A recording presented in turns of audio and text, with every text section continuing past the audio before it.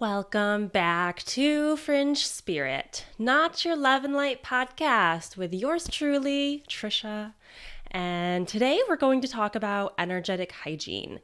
It is something I am extremely passionate about for many reasons, but specifically because I have experienced all of this. As with all of the other content that I share throughout these podcasts, this is stuff that I have either channeled, have had one-on-one experiences with, usually a combination of both. So I understand it, and I see how things go wrong when people are not taking care of their energetic hygiene. I've learned it from the people that I've worked with who are not on top of their energetic hygiene.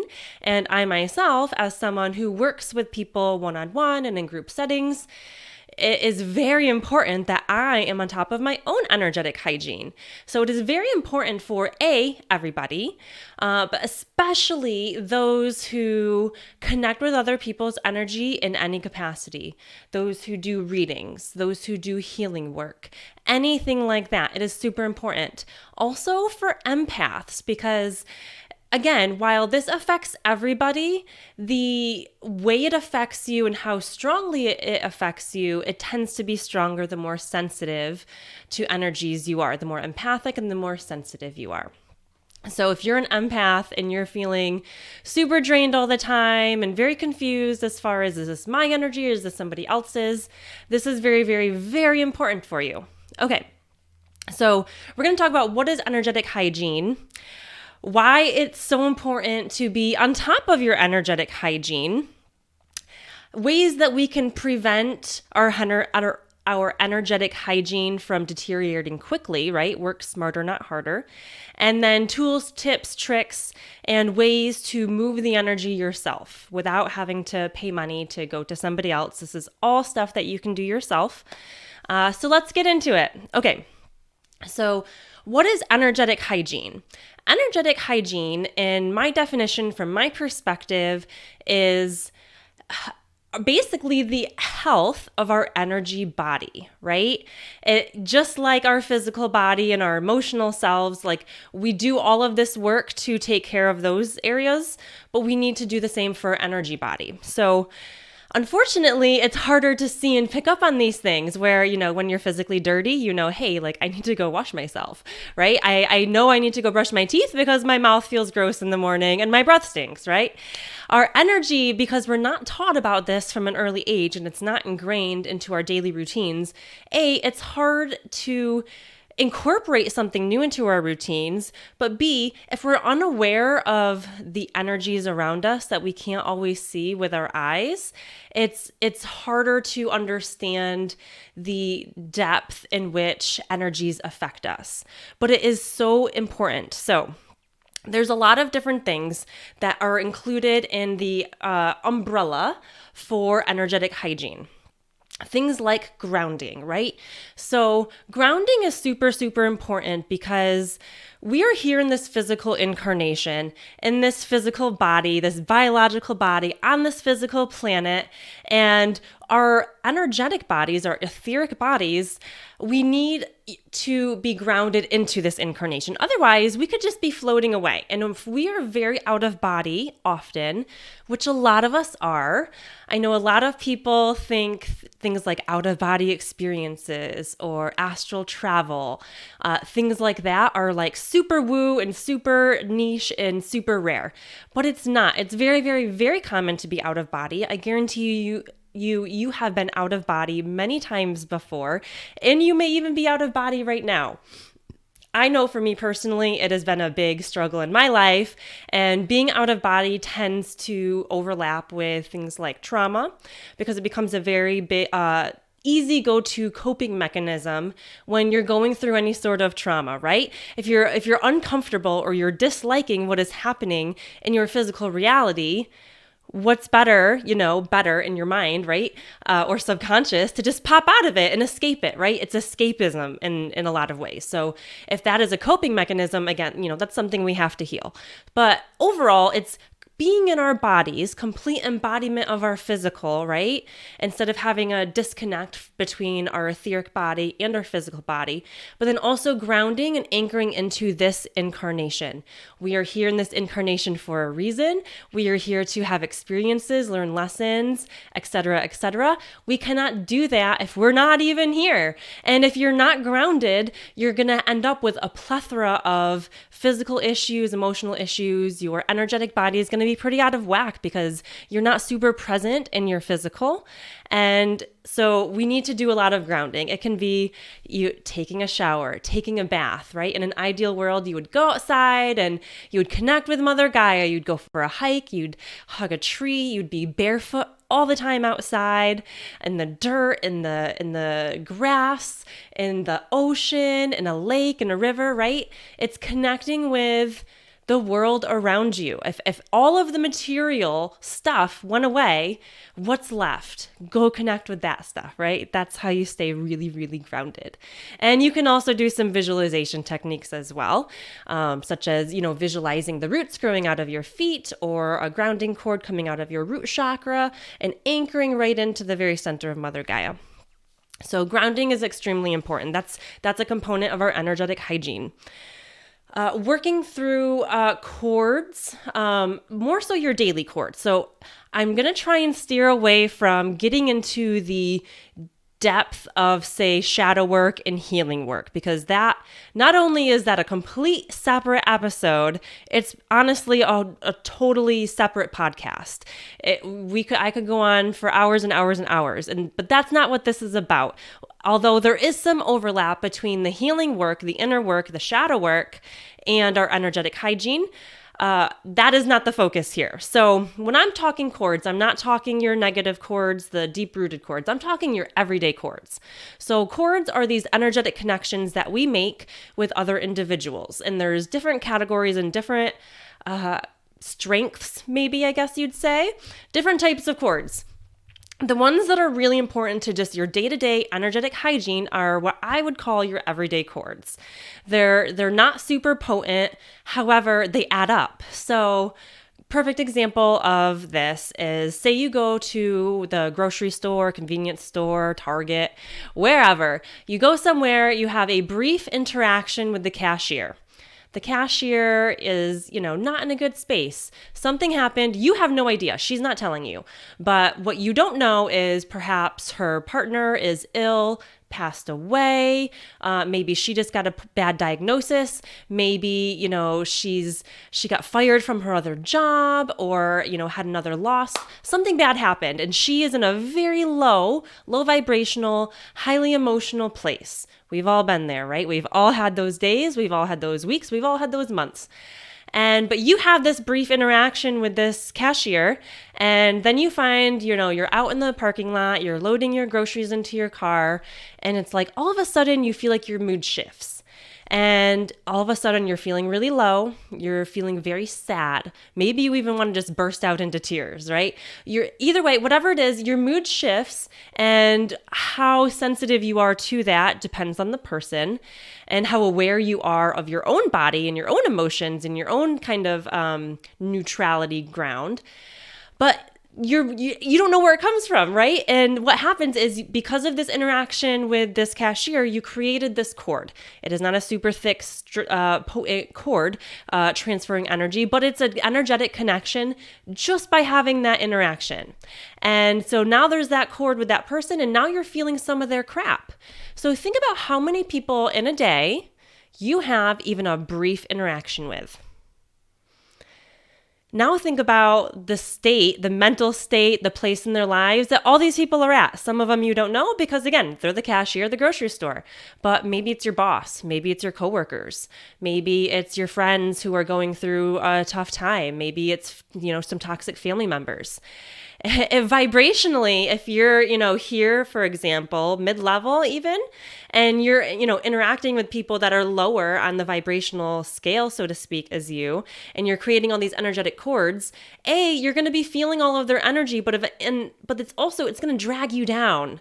So these daily energetic cords, that releasing those every day, that is a component of our energetic hygiene. These are the things we don't think about, we don't see, and we don't recognize, but they have such an important impact on our energetic health.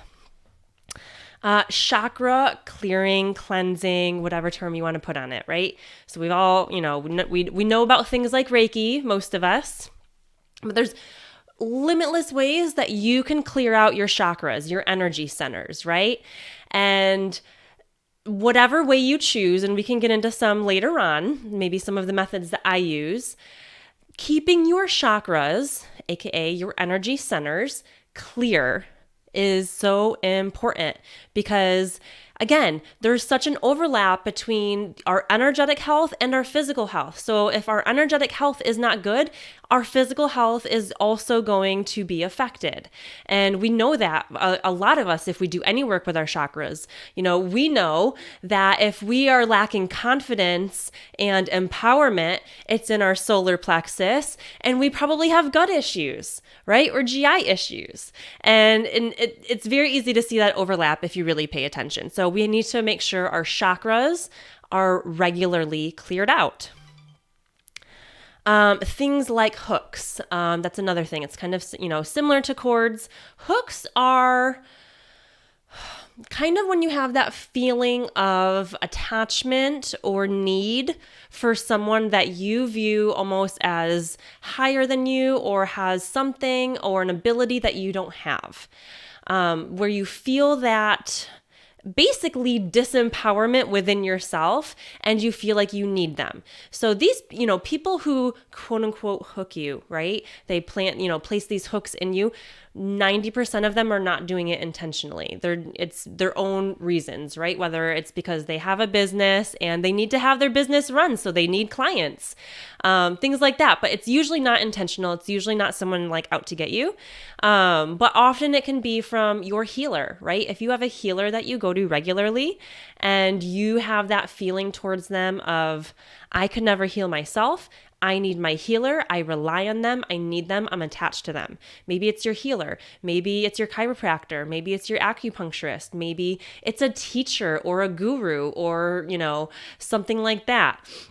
Anytime that you kind of feel that attachment towards someone and that I need them kind of feeling and relying on them, there's a chance that there might be a hook from them to you, and you need to remove that because, again, that's just, disempowerment to its extreme, right? So clearing out hooks, checking for those things.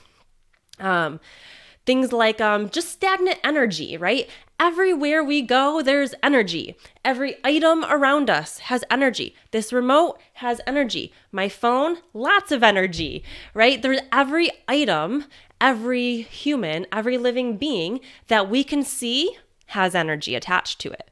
Not only that, there's all the things that we cannot see that has energy attached to it.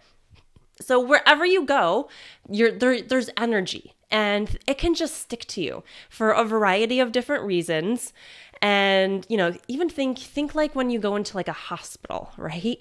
Think of how much energy and baggage is floating around a place like that. Or there was a time I went into an antique store. It was the most intense experience of my life. And it was, or I guess, a very eye-opening experience, I should say. Because I totally fine, walked into it, spent maybe 20 minutes in this beautiful antique store. It was all stuff from the East. It's very old, very, what's the word? Has very spiritual connections, religious and spiritual connections to these items that are very, very ancient, right? And I walked out of this store with a pounding headache. I could barely see straight. My head felt like it was going to explode. And because there was energies and spirits attached to all of these items, and then they clung to me. So that's another one. It's like, your stagnant energy from spaces like that, but also I call them like spirit clingers, for lack of a better word. There's spirits everywhere, and they can sense when there's someone around that can pick up on their presence and open a portal for them and just help them out. And they'll cling to you. And again, it bogs you down. The more stuff clung to you, the more bogged down you're going to feel. The harder it's going to be to even, recognize what's yours and what's not yours. And it's going to affect you physically as well. Another thing is energetic portals, connections, or doors, whatever you want to call it, between you and another person. So what I mean is anytime that you connect with someone energetically, so whether you're on the receiving or giving end of it, it's doing a psychic reading, pulling cards, doing healing work, anything like that, any sort of energetic connection. So think, if you've ever been online and, in a big group setting said, hey, who can pick up on my energy? Or hey, who can give me a reading? And you're opening yourself up for anyone and everyone to connect with you.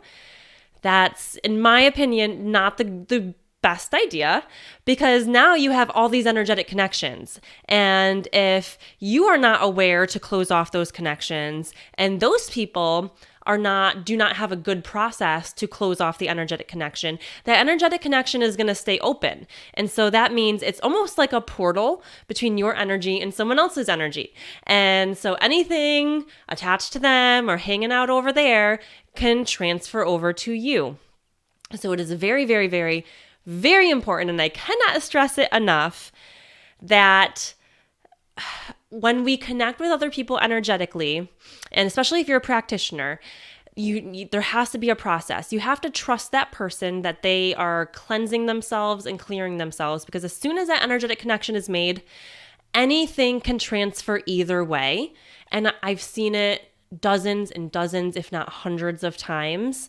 Something from this person goes to this person, and then to this person, and then to this person, because they all have really poor energetic hygiene. So it's these, portals, connections, doors, whatever term you want to use. I'm sure there's probably a million other terms people use for it, but you need to make sure that those are closed off, that nobody has access to your energy without your permission. And when your permission is no longer, when the moment is over, that is closed off, right? Very, very important. Other components of our energetic hygiene is our aura. So our aura, there's layers to our aura, right? Our aura is the energy field that surrounds your physical body. And there's different layers, and they all have kind of different components, and I'm not going to get into all of the details on that. However, clearing things out of the aura and healing any holes or disruptions in the aura, very important to your energetic hygiene. What happens is if you have holes in your aura, it makes it easier for outside energies to get in. So it's almost like it's kind of like your armor, right? How much more vulnerable are you? So say you go into battle, say you're like back in the day and you go into battle, who's going to have a better chance of coming out alive, right? The guy with full armor, or the guy with none, or the guy with like janky armor or just a couple pieces of armor, right? So it's kind of like your energetic armor in a way. So you have to keep up on your aura. You have to, another component, your fractals. So we fractalize all the time, and you want to just make sure you're not leaving pieces of yourself other places. You kind of want to call those things back, because that's not good for you energetically either.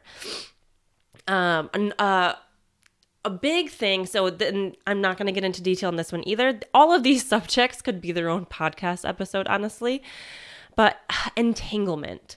So how everyone says, like, we're all connected, blah, blah, blah. Everything's connected and interwoven and interconnected and all those things. And it's true. Everything is connected. It's almost like we're in this big spider web. right? And everything is based on vibrational frequency. So if you're in the spider web and you're entangled with everything around you, obviously those that are closer to you or would be closer in this web, quote unquote, to you.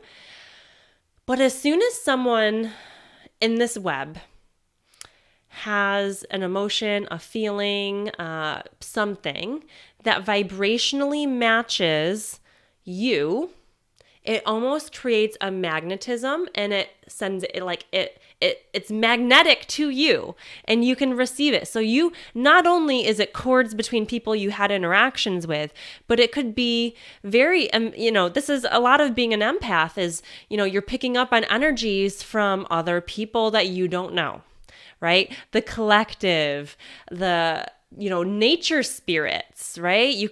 All these different things. So we have to realize how entangled we all are. And if you could see the entanglement for what it is, and you would realize how much stuff is kind of coming at you, you would realize how important it is to clear that stuff off of you every day. So, where do all of these energies come from? And I gave a lot of examples, but it's everywhere. Again, it's the items around you. It's the places you go. It's the people you connect with. It's the toxic people that you allow to have in your life. It's spirits, it's entities, it's all the things around us that we can and cannot see. And it's everywhere. So the source, you can't really avoid it. You can avoid some of it, and we'll get into that when we talk about some preventative measures. But honestly, it's everywhere, and it is really difficult to fully prevent it. However, the more we can upkeep our energetic hygiene, the easier it will be to stay clear of these things and to not be bogged down and to not be run down by it all. Okay, so why do we need to do this, right? I talked about the things that we are doing, right? We're dealing with cords and hooks and chakras and aura and all those things. But why? Yes, because it bogs us down, et cetera, et cetera, et cetera. But why do we need to do it on the regular? Why can't it just be a one and done, right? Why can't I go to my Reiki healer and I'm good for life? Well, we take care of our physical body, right? We eat healthy, nutritious foods. We take the vitamins and supplements that we need to boost our health. We take a shower and clean our physical body, our skin, our hair. We wash our hair. We, clip our nails. We take care of our physical. We sleep good, right? That's part of our physical. We prioritize our good quality sleep. We exercise, right? All these things. You can't shower once. You can't go to the gym once, and now you're good. You're strong and you're clean. No, you have to keep doing it. You have to keep doing it. But what happens is, so imagine maybe you take a shower every day, right? Every day that you take that shower, you really weren't all that dirty from that one day. But if you didn't take a shower for a month, how dirty would you be? How much more difficult would it be to get all the dirt off of you? Same thing with the gym. You go to the gym every day and it's not that bad, right? You get used to it, you've got the muscle memory, and your body is in a good place, and you're just maintaining it, right? Versus, I haven't gone to the gym in a year. Now, I've got a couple extra pounds I'm trying to shave off. I want to get stronger. I want to feel good in my physical body, but it hurts at the beginning. It's hard at the beginning to get into it. So it's about creating the maintenance routine versus waiting until I'm so dirty and I'm so out of shape and I feel like complete and utter crap. I haven't slept well in a year. I'm hitting rock bottom because I haven't been doing those things versus doing them on the regular to keep yourself in a good place. It's maintenance, right? And so we do all those things for our physical, right? We do them for our mental and emotional, right? We take time for ourselves and we do our self-care, right? Whether it's take a bath or go spend time with friends or go for a hike, like whatever your outlet is. Or, we go to therapy, we journal, we take care of our emotional and mental health in those ways. So we have to do the same for our energetic body, right? It only makes sense. And if anything, it's more important because it's harder to see, right? You can tell when you're real dirty and you need to go take a shower, or you smell, or your hair is greasy, or you're feeling real out of shape. You got winded going up a flight of stairs. So it's easier to recognize those things. It's harder to recognize the energetic, which means you just gotta do it. And it has an overlap on all of those things. So that's what's beautiful is all three of these things, right? Or four really: mental, emotional, physical, and energetic. They all overlap and they all help each other, right?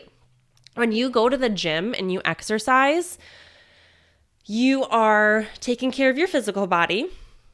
You're taking care of your mental and emotional body, right? Like who's ever gone to the gym and worked out and got a really good workout and you're like, I have this natural high. I feel so good. I was really feeling ragey and really wanted to punch someone before I went to the gym, but now I feel great because I got everything out. So it helps your physical, it helps your mental and emotional, and it also helps your energetic. Exercise, any sort of moving of your body is clearing energy out.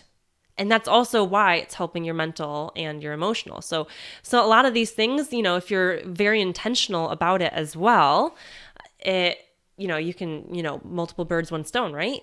Work smarter, not harder. Okay. So again, we need to create this maintenance routine. And again, why? Because we're gonna be low vibrational because all this low vibrational stuff is just piled on top of us and weighing us down.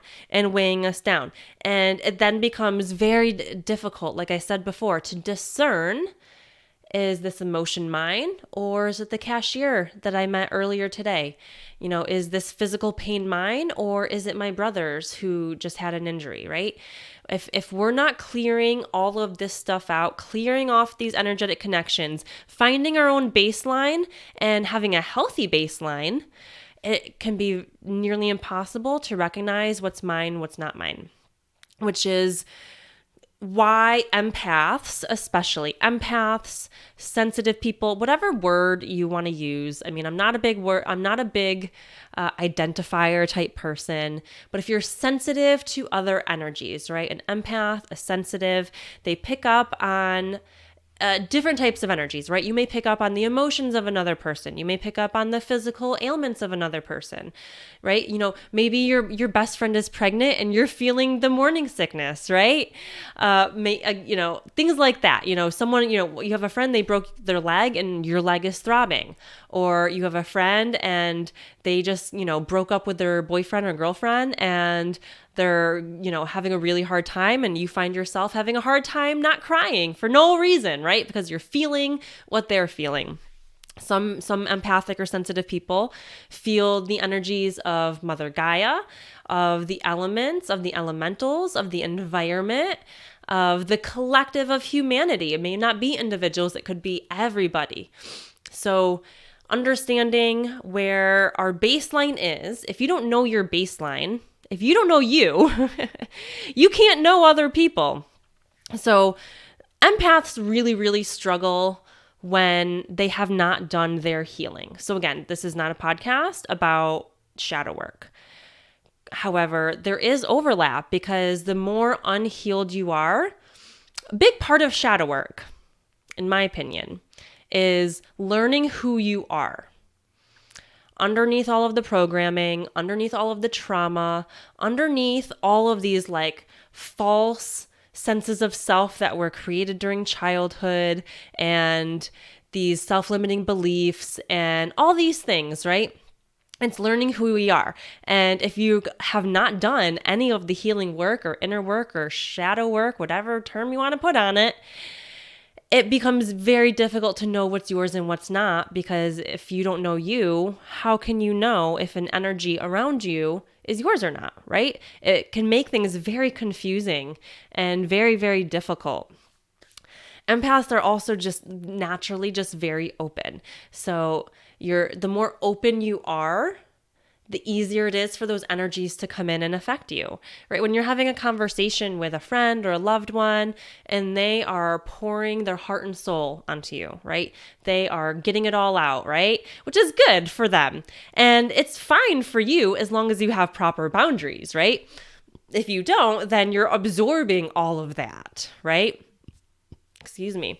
So let's talk about some preventative measures. So we do want to remove and clear out all of these energies on the regular.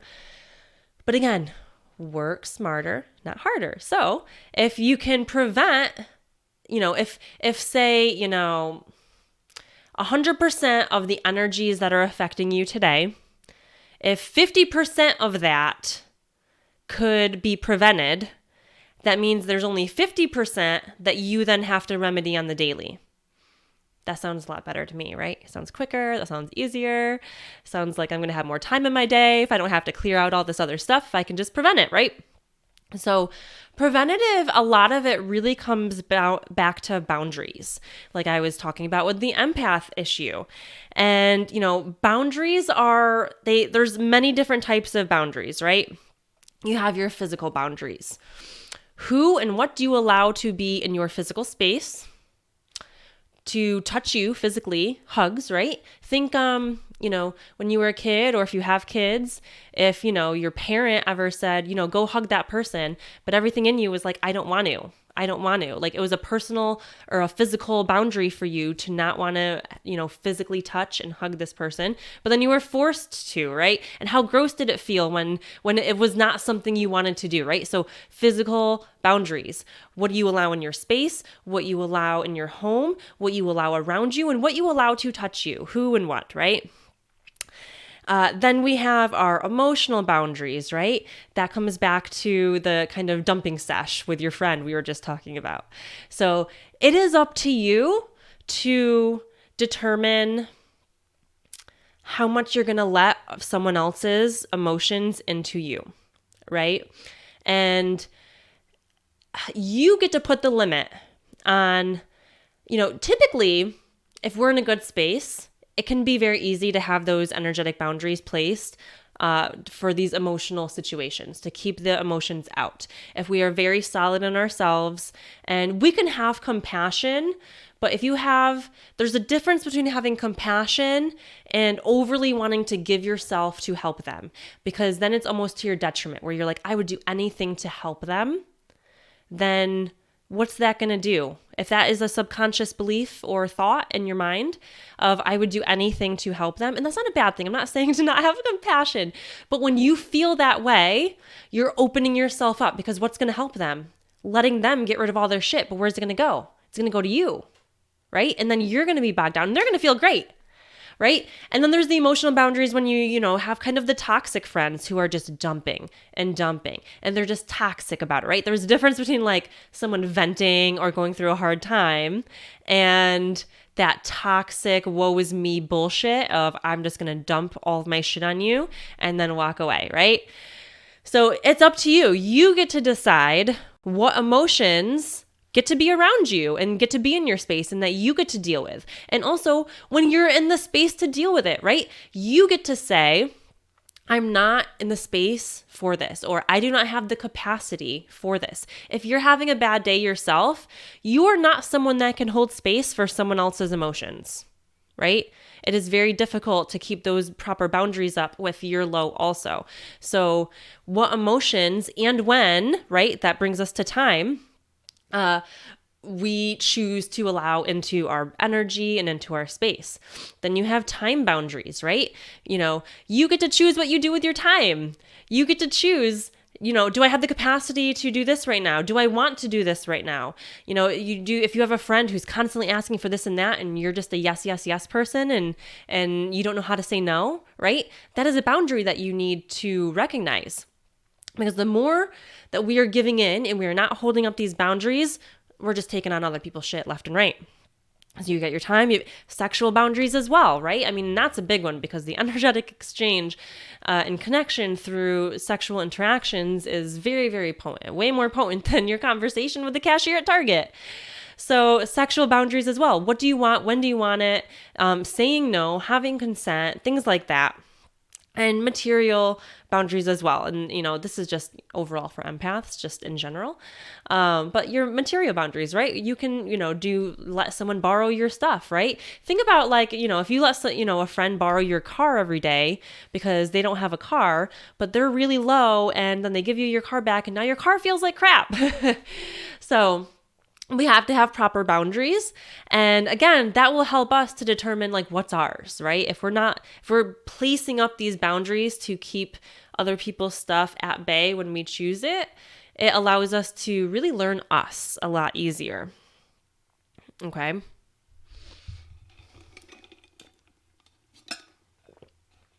A big part of creating boundaries as well. I guess I should say, if you feel like you have poor boundaries and you struggle with boundaries, honestly, the only thing that can really properly heal that or remedy that is the healing work, is learning why you have poor boundaries. Why are you a people pleaser? Why are you a yes person? Why do you want to help others more than you want to help yourself, right? That's all shadow work. That is all shadow work. So if you are an empath that struggles with boundaries and you're drained left and right, yeah, you got to do the work. And it sucks. And it's not fun, but it is what it is, unfortunately. Okay, some tools, tips, and tricks to do your energetic maintenance and hygiene, right? You don't need to be this amazingly powerful healer. You are a healer. You have the ability to transmute energy, to move energy, to alchemize energy. Every single one of us does. You can do that. However, there's easier ways, even if you choose to not step into your role and your abilities as a healer, there's still a lot of ways that you can work through your energetic hygiene. It can be very simple. I've taught these things to my kids. My 4-year-old and my 7-year-old do a lot of those things. And, if you have kids, if you teach them these routines early on, they're going to be better off for it, right? My daughter, she doesn't even know what it's like to take a shower without cleansing her energy. To her, that's a part of the process. You clean your hair, you clean your body, you clean your energy. She doesn't know the difference. So now as an adult, she doesn't have to relearn this. It just is part of her daily life. So some easy, good ways to do these things, right? Well, first, again, it's becoming more self-aware and starting to recognize when you're being affected, right? Because finding the sources of some of the bigger things that are affecting you energetically it will help you to either remove those things from your life, find preventative measures, or, okay, I know that, if I went and had dinner with my miserable toxic mother, then I need to clean and cleanse my energy afterwards, right? Or I need to go into it and, have some good energetic boundaries set up so that her stuff doesn't affect me, right? If you can recognize the areas that are maybe unavoidable, right? Maybe it's your boss, things like that. So if you got to start to kind of recognize when and where you're being affected, and that way you can work with it a little bit more, right? Maybe you get a reading from this person regularly, and every time you get a reading from them, you feel really low afterwards, or you feel really drained, or you feel something that doesn't feel good, right? If you can notice those patterns and you can kind of pinpoint where it's coming from or what it's associated with, it can be easy to, again, back to preventative, and then also reactive, right? I'm feeling this, I'm recognizing that I'm feeling this. Okay, I definitely need to do some work tonight. Okay, so recognizing and stuff like that. Creating a routine or a ritual. I'm not a big ritual person, but I do have some slight routines. I am a water person, so I do a lot of work in the shower. A lot of people love to do work with water. Water, just as an element, is very cleansing. Excuse me. And it is a great tool physically being in it as well as visualizing it to cleanse and clear your energy. I'll guide you through a very short, easy, simple cleansing technique that you can do every day. It can take a minute, 2 minutes, maybe 5 minutes max, right? And it's pretty simple. And it involves water because I like water. So find your routines, right? Find the times and spaces in your day that you can add these to your daily routine. Maybe it's when you're getting ready in the morning. Maybe it's while you're looking at yourself in the mirror, you're doing your hair, you're putting your makeup on, and you can just be affirming it, right? A lot of work can be done, it's now a side tangent, through intention and affirmation. I choose to clear out all energetic cords and connections that have been created today, right? I choose to clear out all stagnant energy that is stuck in my aura, right? You can just affirm those things. You can use your intention and just speak it into reality, right? Add these things to your daily routine. Maybe while you're brushing your teeth, you are cleansing your body, or, you're visualizing, maybe your toothbrush is like white light from source, and as it's in your mouth, it's now spreading through your body or whatever. You get creative. But find ways to do it in your daily routine. Maybe on your drive to work, you're making the intention of cleansing and clearing your energy. Again, even if you don't want to do visualizations, which I do think are very powerful, just get in the shower and make your intention for your shower. I'm clearing out my energy centers, my aura. I'm clearing off everything that stuck to me from today. Clearing it all, right? Add that to your intention during your shower, right? Or maybe, use water, right? People do moon water, people do sun water. Maybe you leave your water out in the sun with the intentions of charging it with cleansing, clearing energy, or use the moon energy, right? Whatever you feel drawn to do. There's so many things you can do to create these routines and rituals, and it's easier to incorporate these things when you have a routine, right? Okay. So grounding, again, we talked about grounding, and we talked about how important grounding is. You should do something grounding every day. I cannot express how potent it is, because so here's the thing. When you have that connection with Mother Gaia herself can transmute energy. So if you're disconnected from Mother Gaia, you're disconnected from a source of transmuting of energy, right? You can literally send things to her to transmute. You can, you had a rough day, you're exhausted, maybe you don't even have the capacity to do a visualization technique or a meditation or do the energy work yourself. You just go stand outside in your yard barefoot, close your eyes, visualize those roots growing out of your feet, and they grow deeper and deeper until they're to the very center of Mother Gaia. And when you feel and see them in the very center of Mother Gaia, and it's like the heart of Mother Gaia like scoops them up and creates that connection, you can feel her energy flow back up through those roots, back up through your body, and transmute all of it. Or you can choose to send all of your stuff down those roots and down into the core of the earth and let her transmute it. So grounding, it's good for all the reasons we talked about before, embodiment, being in your body and all of that. But it allows you to, it's a tool. It's another way we can transmute energy. We can give it to her, right?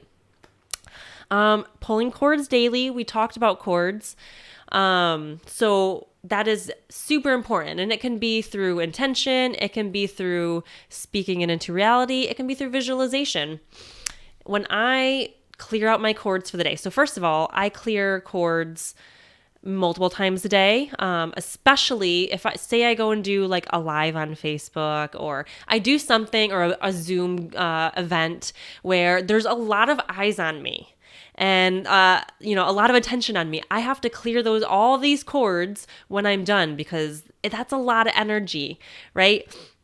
So you want to be pulling those cords every day. We want to cleanse our chakras every day. How do I cleanse and clear my chakras, you ask? Well, there's a million ways. There's no right or wrong way. You can learn a structured modality like Reiki. You can learn any of these healing techniques, or you can kind of go the route that I've gone, which is I have learned about my innate natural abilities and how I naturally do things. How do I naturally transmute energy? How do I alchemize? How do I remove? How do I, all these things? And I allow myself to be guided. So I allow my spirit guides, my higher self, and sometimes Jesus. I've had a lot of workings with Jesus and have learned a lot through working with Jesus. So sometimes you work with various deities or ascended masters to learn these different things. So you can get into a meditation or a meditative state and just ask, right? Close your eyes, take some deep breaths, try, kind of just calm your energy and center yourself and just ask, show me how to clear out my chakras, right? So I'll share one of my methods. And so I go through, so when we think about our chakras, right? Most of us know, all of the chakras. I'm not going to get into all of them, but they're like these energy centers, and they're like kind of like a 3D spinning kind of a ball, but you can kind of visualize them almost like a fan. So if you say, okay, I want to see my root chakra, right? And sometimes maybe you're not visual, maybe you feel it and it feels heavy and gross and icky. Maybe you do visually see it and maybe it's dark instead of bright red. Maybe it's slow moving or not moving at all. And so we want it to be bright red, and we want it to be moving in the right orientation at the right speed. And what's right? Well, ask your higher self, show me what's right. Bring it to the place so that I know show me what it looks like, or show me what it feels like in an ideal world. And then it's how to get from here to here, right? And just let yourself be guided, right?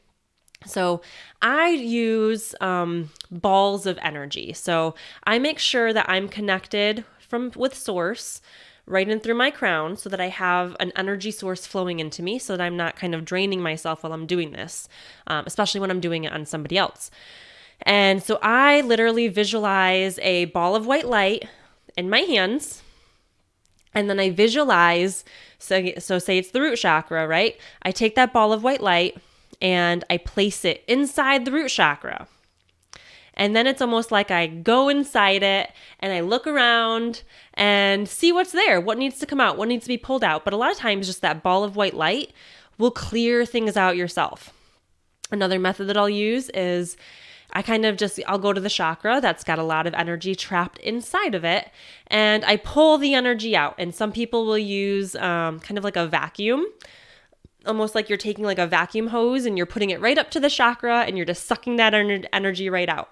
And the energy you're sucking out will, likely be either black or gray or whatever. It's probably going to be heavy. Maybe you encounter kind of like an oily substance. Sometimes that kind of stuff is in there. But so it's removing, you want to pull out the energy that's in there that shouldn't be in there.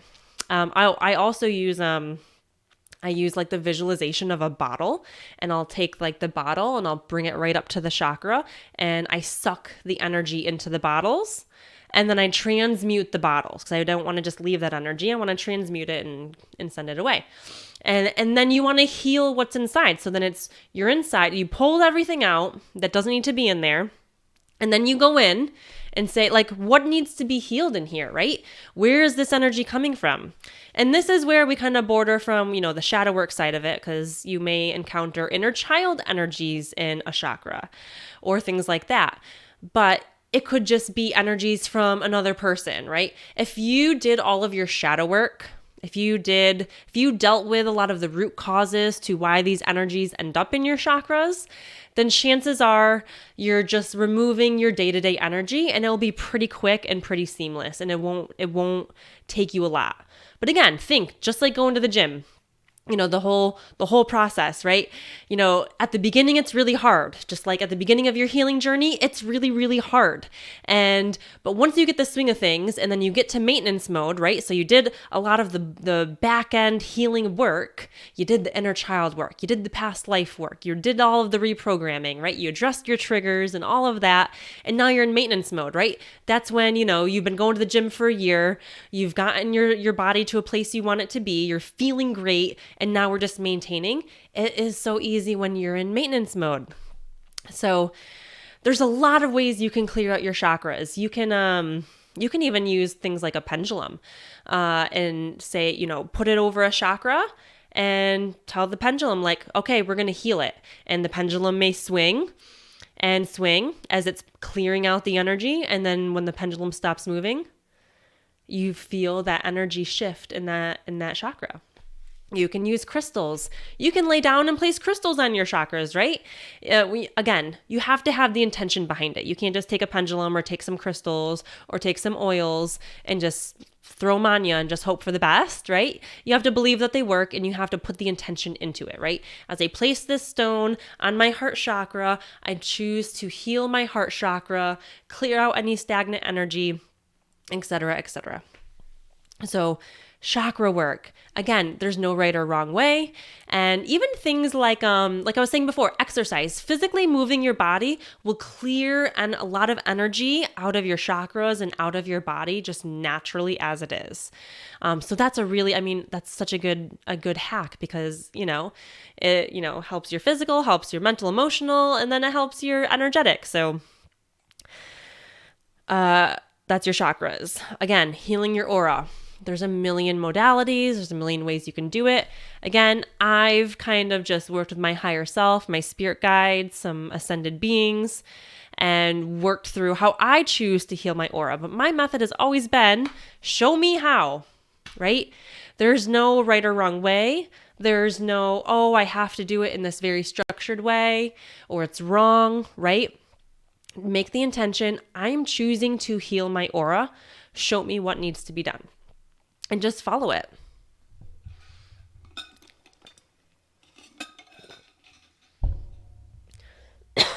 Excuse me. Okay, surrounding yourself with positive energies versus negative energies, right? That one's a very simple, self-explanatory one, right? If you're always around negative energy, you're going to have negative energy cling to you. If you're around positive energy, you're going to feel better. So here are some other tools that you can use in your day-to-day for preventative, for reactive, whatever the case may be. You can use an energetic scale.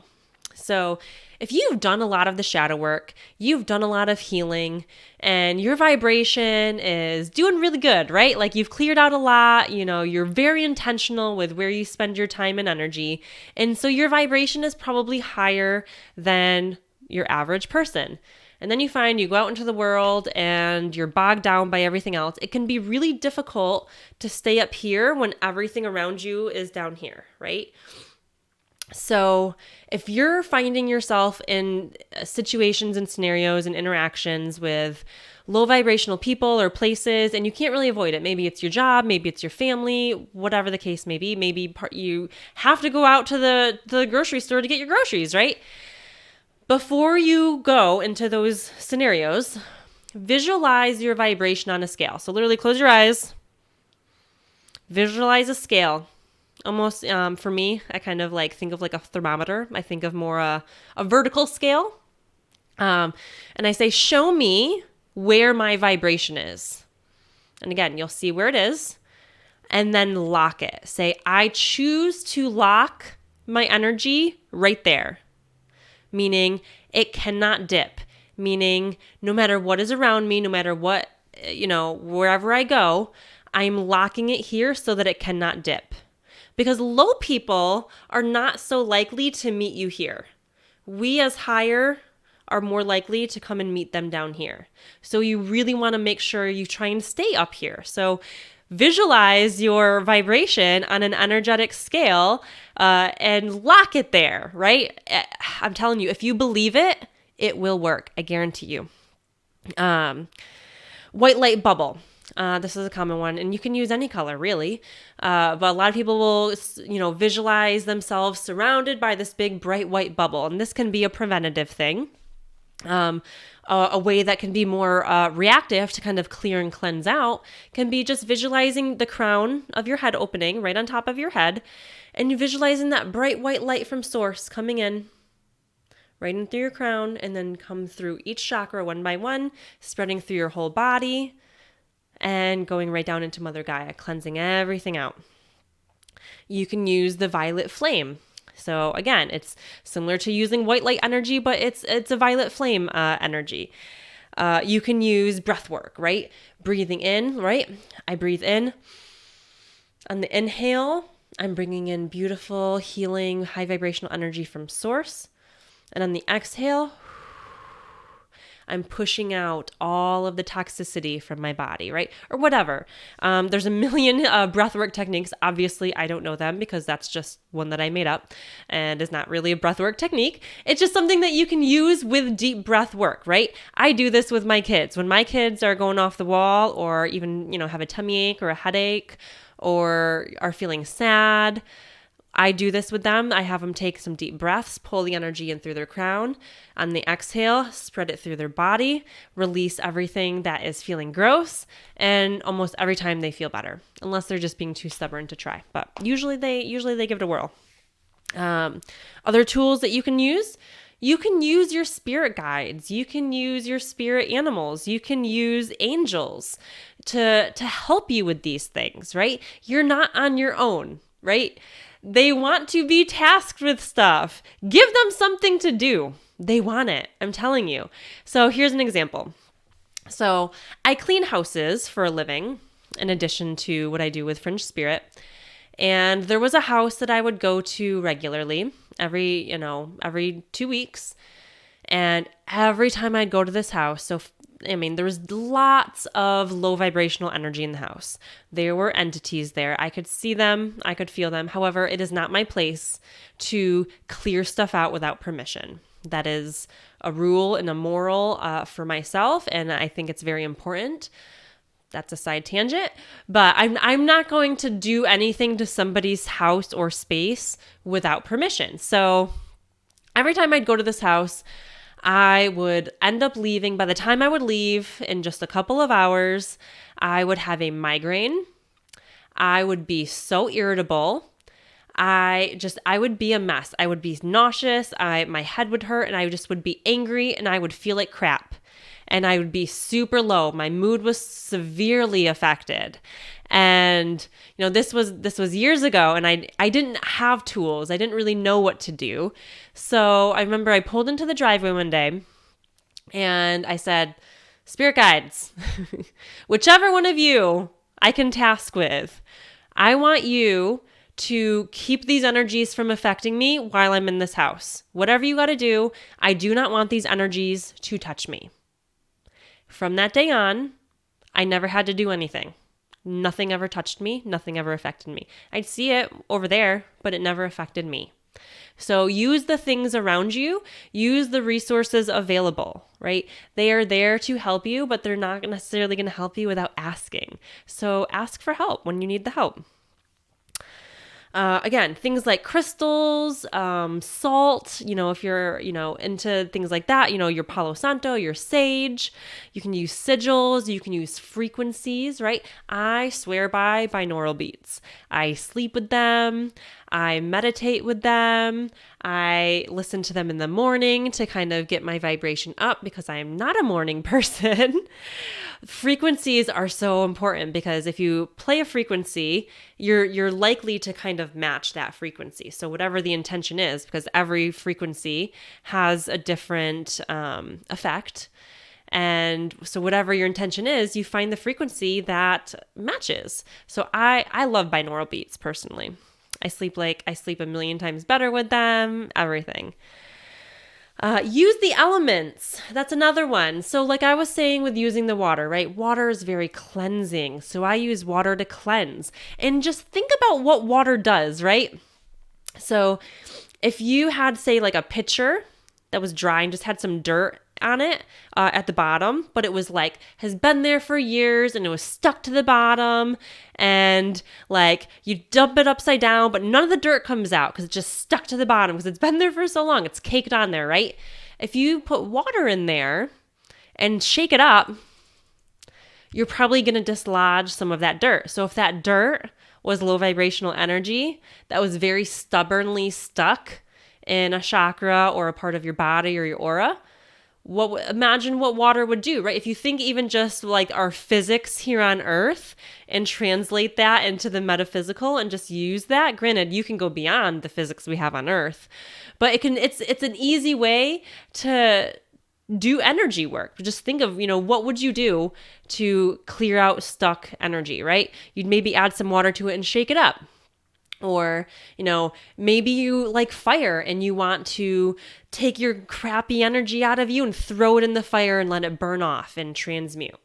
Or maybe you want to use air, right? Maybe instead of water to get stuff moving, you want to use air. And so you visualize this air coming in through your body or around your aura, and it's whipping, right? Maybe kind of like a tornado, and it's dislodging all of the trapped energy that you don't want. And it's taking it flying it away, right?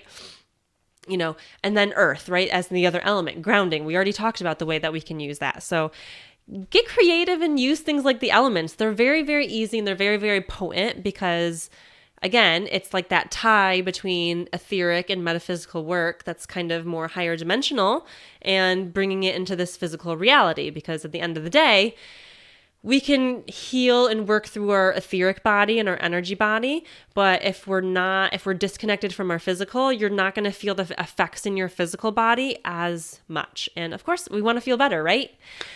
Other tips and tricks, meditate and ask for some downloads. Everything that I have learned, I have not read a bunch of books.